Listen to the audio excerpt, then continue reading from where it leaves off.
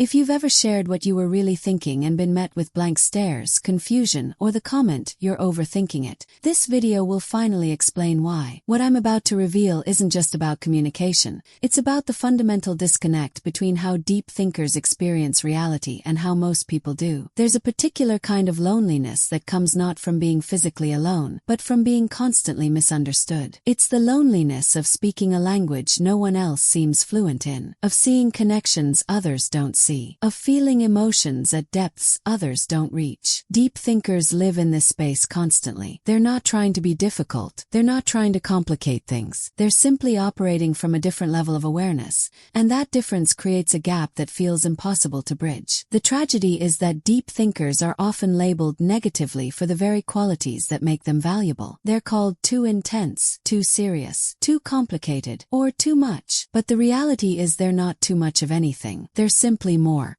aware, more feeling, more questioning, more alive to the complexity of existence. In this video, we're going to explore exactly why deep thinkers are so often misunderstood, and why this misunderstanding isn't really their fault. If you've ever felt like no one really gets you, keep watching. This might be the most validating 15 minutes you've experienced in a long time. The first reason deep thinkers are misunderstood is simple. They think in layers that most people simply don't access. When someone asks a deep thinker a simple question like, "How are you?" they don't just process the surface inquiry. They process the context, the genuine interest behind it, the appropriate level of honesty for the situation, and the existential weight of actually answering truthfully. Most people operate primarily on the surface level. They exchange pleasantries, discuss observable facts, and engage with life at face value. And there's nothing wrong with this. It's efficient, socially lubricating. It gets people through their days smoothly. But deep thinkers can't stay at this level. Their minds automatically dive beneath. When someone talks about their job, a deep thinker isn't just hearing about tasks and schedules. They're perceiving the person's relationship with meaning, their sense of purpose, the gap between who they are and who they're becoming. This creates a fundamental communication problem. When a deep thinker responds from these deeper layers, it often seems like they're reading too much into things, or making it complicated. But they're not adding complexity. They're simply responding to the complexity that was always there, that they can't help but perceive. It's like having a conversation where one person sees in full color and the other in black and white. The colorful perspective isn't wrong or excessive, just more complete. But try explaining purple to someone who's only ever seen in grayscale. Deep thinkers are misunderstood because their observations often make people uncomfortable. They notice what others prefer to ignore. They see the elephant in the room, the unspoken tension, the gap between what someone says and what they mean. This isn't nosiness or judgment. It's simply that their minds are constantly processing patterns, reading subtext, and perceiving dynamics. They can't turn it off. A deep thinker walks into a room and immediately senses who's pretending, who's hurting, who's hiding something. Not because they're trying to analyze, but because these patterns are simply visible to them. When they mention these observations, even gently, people often react defensively. Why do you have to analyze everything? Can't you just take things at face value? Not everything has hidden meaning. But here's the thing. Deep thinkers aren't imposing meaning. They're perceiving what's already there. The discomfort isn't coming from the observation. It's coming from having something seen that was meant to stay hidden. Most people navigate social situations with an unspoken agreement to maintain certain illusions. We pretend not to notice when someone's marriage is failing. We act like we don't see through the fake enthusiasm. We participate in collective denial to keep things comfortable. Deep thinkers struggle with this social contract, not because they want to cause discomfort, but because their perception is too acute to maintain the illusion convincingly. And this honesty, this inability to unsee what they see, gets them labeled as intense, negative, or difficult. Another reason deep thinkers are misunderstood is that they need context and depth that most people don't naturally provide in communication. When someone tells a deep thinker a story, the deep thinker's mind immediately generates questions. What led to this? What does this mean to you? How does this connect to the larger pattern of your life? But most people tell stories differently. They share the surface events, assuming that's enough. They don't realize that for a deep thinker, the story without context is like a sentence without a subject. It's incomplete. So the deep thinker asks questions, lots of them. But why did you feel that way? What were you thinking before that happened? How does this relate to what you told me last month? To the storyteller, this can feel like an interrogation. They wonder why the deep thinker thinker can't just listen and respond simply. They don't understand that the deep thinker is trying to understand fully, trying to see the complete picture so they can respond meaningfully. This creates a painful dynamic. The deep thinker is genuinely trying to understand and connect, but their need for depth and context gets interpreted as being difficult, picky, or not listening well, when in reality, they're listening more carefully than most people ever do. They're not satisfied with knowing what happened. They want to understand why it matters, what it means, how it fits into the larger story. But this depth of engagement is unfamiliar to most people,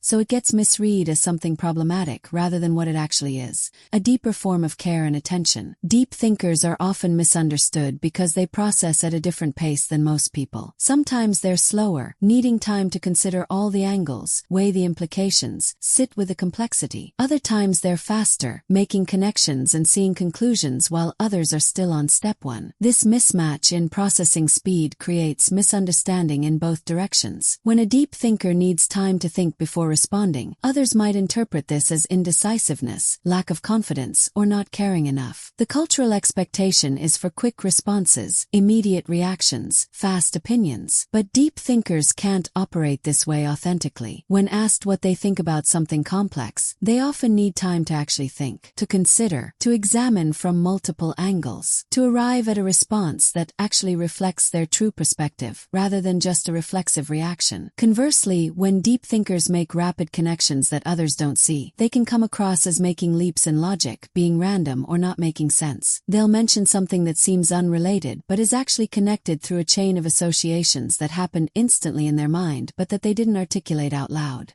This difference in processing pace means deep thinkers are constantly either rushing to catch up with social expectations for quick responses, or waiting for others to catch up with their rapid-fire connections. Either way, they're out of sync with the prevailing rhythm of communication, which leads to being perceived as off somehow. Perhaps the deepest source of misunderstanding is this: deep thinkers are fundamentally oriented toward meaning, while most of the world is oriented toward function. This creates a values mismatch that shows up in every interaction. When someone asks a deep thinker, "What do you do?" they're usually asking about occupation, about function in society. But the deep thinker hears, "Who are you? What gives your life meaning? How do you spend your precious finite time on earth?" Their answer reflects this deeper interpretation, and suddenly they're making a simple question complicated. In conversations about life choices, career decisions, or relationships, deep thinkers are asking, "Does this align with who I am? Does this create meaning? Does this contribute to a life well lived?" Meanwhile, others are often asking, "Does this work? Is this practical? Will this be comfortable?" Neither orientation is wrong, but they're fundamentally different lenses. And when a deep thinker tries to explain a decision based on meaning, purpose, or authentic alignment,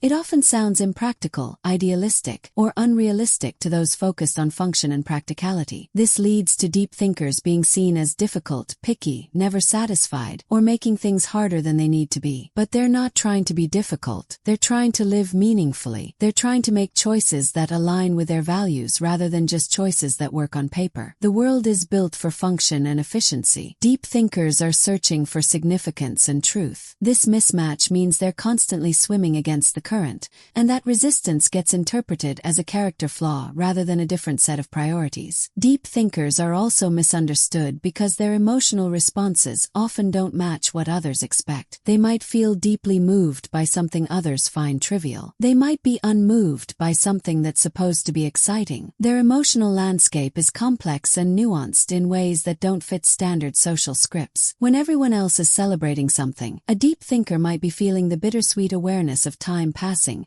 the melancholy mixed with joy, the complex layers of happiness and loss existing simultaneously. But if they express this complexity, they're seen as being negative, not being able to just enjoy things or raining on the parade. Conversely, when something genuinely terrible happens, a deep thinker might have already processed through to acceptance, philosophical understanding, or finding meaning in suffering. Their calm or their deeper perspective can be misread as not caring, being cold, or not having normal human reactions. The truth is, deep thinkers feel immensely, but they feel in high definition, in multiple dimensions simultaneously. Joy isn't just joy, it's joy with awareness of impermanence. Sadness isn't just sadness, it's sadness sadness with understanding of its place in the human experience. This emotional complexity doesn't translate well to a world that expects simple, clear, socially appropriate emotional responses. So deep thinkers learn to fake it, to express the expected emotion while experiencing a much more complex internal reality. And this gap between what they show and what they feel becomes another layer of misunderstanding and loneliness. Perhaps the most threatening aspect of deep thinkers is that their very existence challenges others' comfort in not questioning. Most people have made peace with certain contradictions, accepted certain limitations, stopped asking certain questions. They've settled into a life that works, even if it's not examined. Then along comes a deep thinker who's still asking, but why do we do it this way? What if there's another approach? Does this actually align with our values? And these questions are uncomfortable. They threaten the carefully constructed peace that comes from not looking too closely at one's life choices. The deep thinker isn't trying to judge or challenge. They're genuinely asking. They genuinely want to understand. They can't not ask these questions because their minds automatically generate them. But to someone who's chosen not to ask these questions, the deep thinker becomes a mirror reflecting their own unexamined choices. And instead of sitting with that discomfort, it's easier to label the deep thinker as the problem. You think too much. You complicate things. Why can't you just be happy with how things are? This is perhaps the deepest misunderstanding of all. Deep thinkers aren't trying to make others uncomfortable. They're not trying to complicate or criticize. They're simply unable to turn off their awareness, their curiosity, their need to understand. But in a world where many people's comfort depends on not looking too closely, the person who keeps looking becomes a threat, not because of what they do but because of what they represent. The possibility that we should all be asking more questions, looking more deeply, living more examined lives. So why are deep thinkers always misunderstood? Because they perceive more, feel more, question more, and need more than a world built for less. Because they can't unsee complexity once they've seen it. Because they're oriented toward meaning in a world focused on function. Because their very existence challenges the comfort of not looking too closely. But here's what needs to be said clearly. Being misunderstood doesn't mean being wrong. It doesn't mean you need to change, simplify yourself, or dim your awareness to match others' comfort level. The misunderstanding says more about the gap between different levels of consciousness than it does about any flaw in deep thinkers. Your depth isn't a dysfunction. Your questions aren't a problem. Your inability to stay on the surface isn't a defect. Yes, it's lonely. Yes, it's frustrating to be constantly misread. Yes, it would be easier if you could just think less, feel less, question less. But you can't, and that's not a curse. It's a different way of being human, a more awake way, a more aware way. The world needs people who think deeply, who ask uncomfortable questions, who won't settle for surface explanations. The misunderstanding you face is often the price of consciousness itself. So if you're a deep thinker who's tired of being misunderstood, know this: you're not the problem. The problem is a mismatch between your depth and a world that often prefers shallowness. And while you can't eliminate that mismatch, you can stop internalizing it as your flaw. Keep thinking deeply. Keep asking why. Keep seeing what others miss. The misunderstanding is painful, but the alternative, dimming yourself to fit in, is worse. You're not too much. The world is often just not enough. And that's not on you. If this resonated with you, you've found your people. Hit subscribe for more content that finally speaks your language. Drop a comment telling me which reason for being misunderstood hit hardest. And if you know another deep thinker who needs to hear this, share it with them. Sometimes just knowing someone else gets it changes everything. Thanks for watching, and I'll see you in the next one.